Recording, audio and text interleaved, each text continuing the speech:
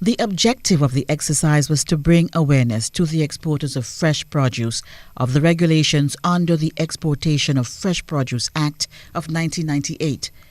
The act was suspended after Hurricane Ivan in 2004 to give the industry time to resuscitate. Leonard St. Bernard at the Grenada Bureau of Standards said, now that exports have increased significantly, it's important to re-implement the act. The industry now is at a stage where it's basically doing pretty well. And in order to protect and ensure that the industry is sustainable, we need to regulate it. Because like in everything, you have people who follow the rules and regulations of what they're supposed to do, how they're supposed to prepare the products for export and things, and then you have those who don't. They're just trying to make a quick dollar. Well, what the Act does is that basically it gives the Bureau the authority to grant the license. Under the Act, there are several regulations, and the regulations would be really where the rubber hit the road, in that those would be the things I would need to fulfill in order to get the license.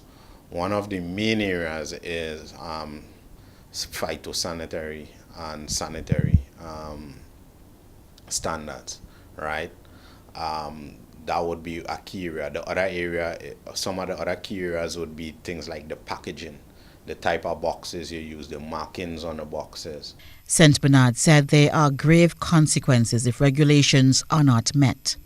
When you have shipments going up to the United States, for example, or to Europe with pests and being rejected, then the country as a whole basically gets flagged, not just the person sending it. The Act recognizes the authority of agencies such as Customs, the Royal Grenada Police Force, Predial Larceny Division, and Pest Management. The Act also gives the Bureau the authority to grant licenses.